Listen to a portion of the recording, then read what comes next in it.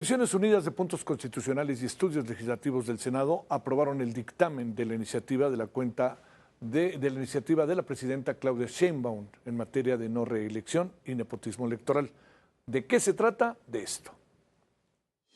Las comisiones de puntos constitucionales y estudios legislativos del Senado avalaron el dictamen que combate el nepotismo electoral y prohíbe la reelección. La reforma busca eliminar la reelección para cargos de diputaciones, senadurías, Presidencia de la República, gubernaturas, diputaciones locales, presidencias municipales, regidurías, sindicaturas, jefatura de gobierno, alcaldías y concejalías. La oposición afirmó que la reforma es un paso, pero se queda corta. Empezando por el hecho de que el nepotismo debería extenderse, o la prohibición al nepotismo debería extenderse absolutamente a todos los ámbitos de la administración pública federal y no únicamente en los temas electorales. Acción Nacional, por supuesto que está a favor de que termine el nepotismo en nuestro país, pero sin simulaciones.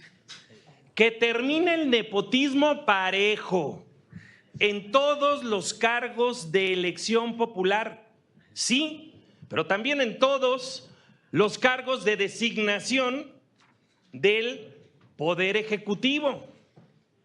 Porque vaya que el Poder Ejecutivo está lleno de nepotismo.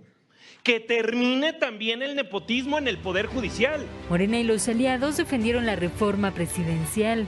Claudia Sheinbaum Pardo envió a este Senado la iniciativa con la que vamos a recuperar el principio democrático de no reelección. Nuestro movimiento se construyó por millones de mexicanas y mexicanos que luchamos por combatir el enquistamiento de una élite que se asumía merecedora, dueña y ama del país y que con tal de mantenerse en el poder orquestaban campañas negras, confabulaban fraudes electorales, compraban la silla presidencial. El dictamen será analizado y votado la siguiente semana en el Pleno de la Cámara Alta. Verónica Macías, Heraldo Media Group. Bueno, hablemos de este asunto. Está con nosotros José Antonio Crespo, analista político. Querido José Antonio, ¿cómo has estado? Hace tiempo no teníamos la oportunidad. Hace tiempo no tenemos la oportunidad de conversar contigo. ¿Cómo te ha ido? Muy bien, gracias. ¿Cómo ves esta mirada? Digamos, es todo un paquete, ¿no? No sé si lo podamos dividir incluso en lo que corresponde a su forma de abordarlo. Nepotismo y reelección. Y las razones que se dan es que, claro, que la presidenta se echa para adelante y por otro lado dicen debe de ser un asunto que alcance al gobierno federal y a las designaciones. Y la reelección, que fue un asunto, yo sé que tú estuviste en estas discusiones, lo recuerdo bien, cuando se habló de la reelección, pues era también buscar la manera de crear carreras de carácter legislativo, ¿no? Para decirlo claro. Adelante, José Antonio. Así es, mira, en lo del nepotismo, yo estoy de acuerdo con lo que dice la oposición. Efectivamente, hay que terminar con el nepotismo, pero hacerlo bien, no solamente en unos casos limitados, porque hemos visto que el nepotismo pues, abarca prácticamente todos los niveles de gobierno. Entonces, si se quiere de verdad terminar con el nepotismo, que se haga una reforma más profunda que efectivamente impida que por influencias de parentesco, sobre todo, pues mucha gente adquiera cargos que a lo mejor no se merecen. Entonces, sí, estoy de acuerdo con una reforma en contra del nepotismo, pero bien hecha y que abarque a mucho más, con mucho más amplitud, quienes no pueden ocupar un cargo por influencia familiar, porque así como está planteado es muy limitado. Entonces, pareciera que es solamente una forma de darle a tole con el dedo al electorado. Eso en lo que se refiere al nepotismo.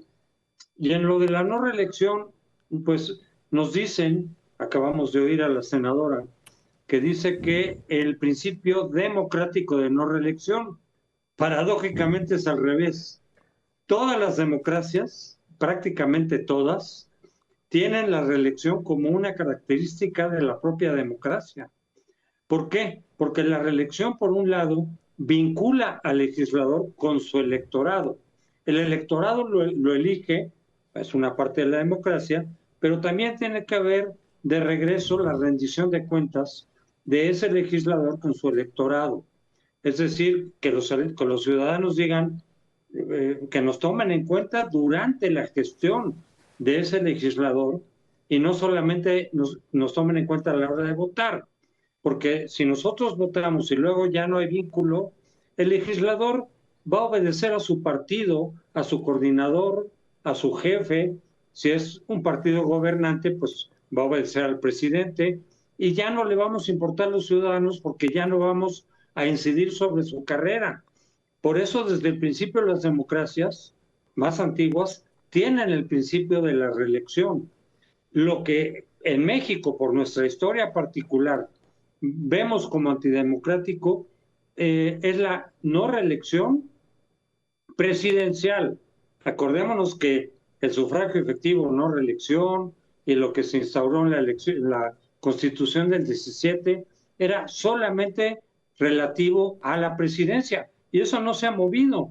Y yo digo que además, por nuestra historia, qué bueno que siga la no reelección presidencial, pero la reelección de alcaldes y la reelección de legisladores es parte sustancial de la democracia. Ahora, no ha funcionado desde que se instauró en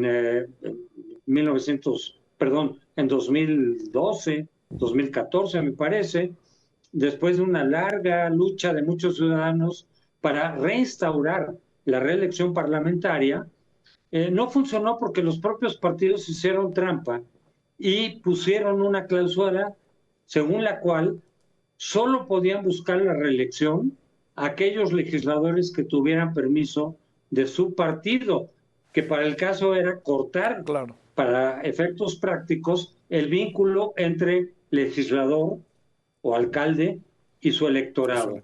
Porque si tú como legislador contradecías a tu coordinador o votabas de otra manera con libertad de conciencia, como debe ser en las democracias, ya no te permitían buscar la reelección. Entonces, para efectos prácticos, cuando ellos aceptaron la reelección legislativa, pusieron en la letra chiquita una cláusula que anulaba el efecto de la reelección. Por eso es que la mayoría de la gente no le da mayor importancia, porque dice, pues de todas maneras no servía.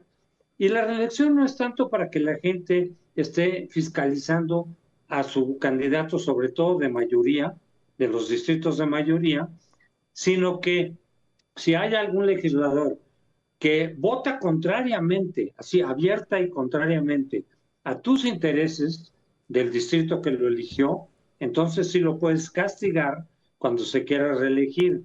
O si incurre en alguna irregularidad, pues aunque no lo castigue el Congreso, los ciudadanos lo castigan en las urnas. Entonces, si un legislador sabe que tiene por delante una carrera legislativa, pero que depende de sus electores, les va a poner más atención, va a promover los intereses de sus electores, se va a cuidar de no incurrir en ilegalidades, abusos, de no votar en contra de lo que ofreció como candidato, y eso ayuda en buena medida, no resuelve todos los problemas de la democracia, pero es parte de la democracia para vincular gobernantes con gobernados. Tú quitas la reelección y la democracia se convierte en una democracia muy oligárquica, donde quien realmente tiene la decisión, ya sin rendir cuentas a su electorado, son unos cuantos. ¿Cuántos diputados y senadores hay?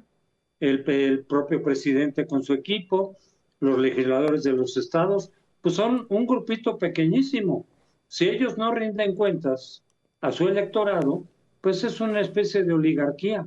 Entonces, contrariando a lo que dicen los de Morena, la reelección es un elemento democrático y la no reelección es antidemocrática. A ver, José Antonio, entremos de nuevo al tema del nepotismo. Ha habido muchas críticas respecto al asunto, pero también ha habido un intento de que no sean familias que se vayan enquistando en el poder. Sin embargo, de repente empiezan a prevalecer algunos apellidos que no es que se parezcan unos a otros, sino que son de la misma familia. y te aparecen los alcaldes, te aparecen los López Obrador, te aparecen los Batres, te aparecen los Monreal, y si quieres podemos ahí irle sumando, ¿no? Porque algunos no los conocemos del todo, porque están en cargos muy importantes y otros están en cargos medios, y algún día una investigación te dice, mira, ahí está el tío, el hermano o lo que fuera. A ver, de esto, ¿cómo encontrar el mejor camino para otra variable? Que de repente hay 3 hermanos que están en el gobierno, pero los 3 son brillantes. ¿Qué hacemos con ello, no? Sí, por eso, tienes razón. El hecho de ser pariente de un político ya destacado no te debe de quitar la posibilidad de tú también obtener, por tus méritos, por tu trayectoria, por tu preparación, algún cargo público, por ejemplo, a nivel estatal y tu hermano a nivel federal. Tendríamos que pensarle bien para que se pueda conciliar el hecho de que quienes lleguen por méritos propios y no por la influencia de tus parientes. Pero efectivamente, sin impedir que alguien diga, oye, pues yo me gané mi carrera por mi lado, y si mi hermano, mi primo, mi tío, pues también tienen éxito en su carrera política, pues qué bueno, pero cada quien está en un camino separado. Por eso yo creo que hay que pensarle más de qué manera se puede aplicar este principio de quitar el nepotismo, pero no de manera precipitada, como casi todas las reformas que presenta Morena, sino pensarle, hablar con los expertos, hacer parlamentos abiertos, y seguramente podríamos encontrar una fórmula intermedia que permita evitar hasta donde se pueda que la gente ocupe cargos públicos solo por parentesco, solo por recomendación de tus parientes, pero que no impida que tú por tus propios méritos puedas realmente tener pues cargos públicos, ¿no? En distintos niveles. Creo que hay maneras de hacerlo. Creo que comisiones especializadas que se encarguen de elegir a ciertos cargos de muchas instituciones podrían revisar la experiencia y la preparación de los prospectos, de los candidatos, y decir, este es bueno, independientemente de que su tío sea gobernador o legislador o esté en alguna secretaría de Estado, pero estamos revisando su expediente, porque efectivamente ahorita, cuando vemos a muchos de los funcionarios que son parientes de políticos importantes, dices, oye, ¿por qué está aquí? Simplemente se le dio el cargo, no tiene la experiencia, no tiene la preparación, no ha trabajado en este cargo, por lo menos no al nivel que se le ha puesto, y ahí sí podemos inferir que fue una cuestión de nepotismo, es decir, fue una intervención de su pariente para que le dieran un cargo para el cual probablemente no está preparado y no se lo merecía. Creo que se puede encontrar una fórmula intermedia para conciliar esos dos objetivos. Bueno, es que también ahí tienes casos del gobernador que quiere luego dejar a su esposa, del que no puede ser gobernador y deja a su hija y luego quiere ser gobernador, pero ya le apareció aquí algo, como el caso de Guerrero, y esas cosas yo creo que está muy claro, pero además se concentra el poder. Mucho de lo que estamos platicando, José Antonio, es esto, lo vivimos en los 40, en los 50, y luego aparecieron las familias Salinas, las familias Alemán, las familias Echeverría, y de repente cuando volteamos la cara, pues teníamos a grupos enquistados de familias que se encargaban de todo. Si no eran ellos los ricos, si no eran ellos los gobernantes, sus familiares se hicieron ricos gracias a los gobernantes, ¿no? Sí, yo creo que ahí sí es muy obvio que no puedas dejar tú de manera inmediata en tu cargo a tu hijo o a tu esposa. Yo creo que por ahí va la reforma, ¿no? Pero, insisto, habría que ampliar el criterio para que no por influencia, no por favoritismo, aparezca un pariente tuyo, pues en otro cargo, por ejemplo, si tú estás en el federal, pero le recomiendas al gobernador de un estado que ponga a tu sobrino o a tu hijo, aunque no tenga la preparación adecuada. Entonces, hay casos muy obvios que creo que eso es lo que están queriendo quitar. Bienvenida esa parte de la reforma, pero tiene que ampliarse para que ese favoritismo no alcance otros cargos de gobierno. Y como te digo, que haya comisiones que revisen a los aspirantes a cada cargo para poder ver si tienen la capacidad, la experiencia y la preparación para ocupar ese cargo, y entonces sí no importa que tenga parientes en otros cargos, porque entonces sí vamos a saber que está ocupando ese cargo por su propio mérito, no por ser hijo de, o sobrino de, o hermano de otro político importante. Sí hay fórmulas, pero se tienen que discutir, se tienen que reflexionar, sí, claro, y no hacer todas las reformas como se están haciendo, pues de manera precipitada y de manera poco reflexionada. Sí, no se discute nada. Querido José Antonio, te mando un gran saludo, gracias que estuviste con nosotros. Con mucho gusto, Javier. Gracias. Que estés bien. Tú mejor, gracias por tu participación.